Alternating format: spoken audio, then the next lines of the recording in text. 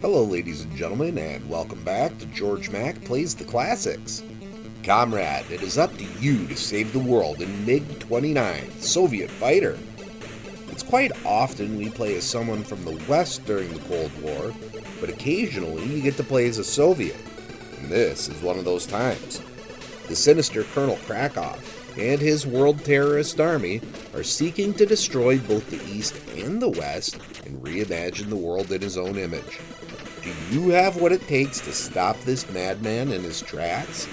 You take control of the titular MiG-29 in 6 missions to save all of humanity. If you pop this in, there are 2 modes of play in your future. First, you have a behind-the-back shoot-'em-up. You're flying along in a surprisingly smooth level when planes appear on the horizon, and you need to line yourself up to blast them. Otherwise, they come forward and launch missiles at you while also seeking to smash into you. Get clipped, then you die. If you have spare planes, you come back and are invincible for a moment, but it's not helpful. I died so many times learning the patterns on just the first level.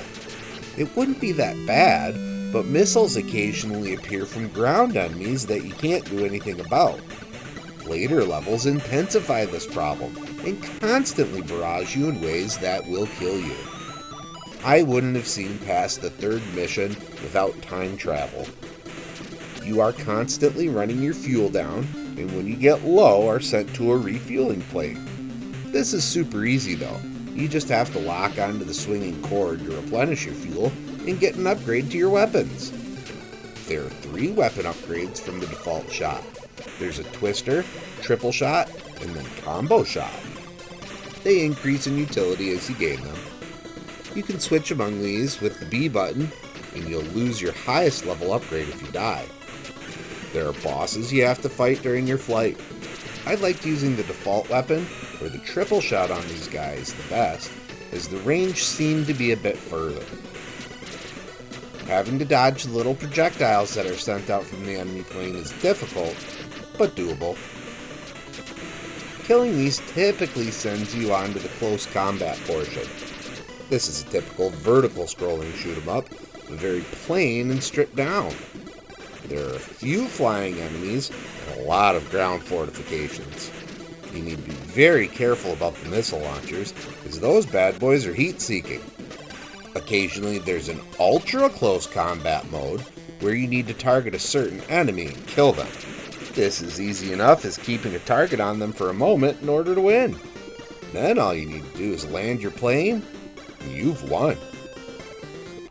When it comes to grading MiG-29 Soviet fighter on NES, graphics get a 2.0.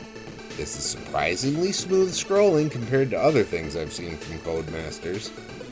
Sound gets a 1.5. The sound font is uniquely Codemasters.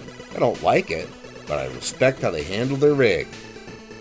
Gameplay gets 2.0. You've got a standard behind-the-back shooter and a less than average vertical scrolling shoot-'em-up.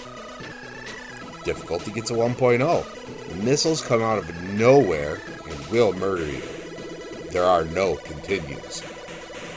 Fun factor gets a 1.0. I didn't enjoy this one very much at all. Overall, MiG-29 Soviet fighter earns a 1.5 and gets a C-. This could have used a lot more gameplay polish, but at least it's playable. Well, that's going to do it for me for today. Please make sure to like this video. Let me know what you think of MiG-29 Soviet fighter in the comments. And please subscribe to Head Drop Productions here on YouTube, because we want you here for each and every video we release.